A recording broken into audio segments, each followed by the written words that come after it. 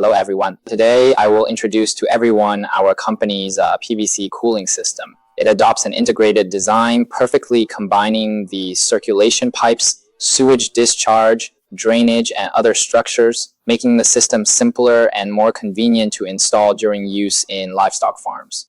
Compared to traditional cooling systems, our PVC cooling system has several advantages. First, its PVC deep trough is not prone to rusting or mold and has a longer service life, especially in environments like livestock farms and high temperatures, where the service life is even longer. In addition, our cooling system uses water evaporation for natural cooling, which is more environmentally friendly than traditional air conditioning. Additionally, when paired with our company's plastic cooling pads, it reduces wind resistance, allowing air to come into more sufficient contact during circulation and thus achieving better cooling effects.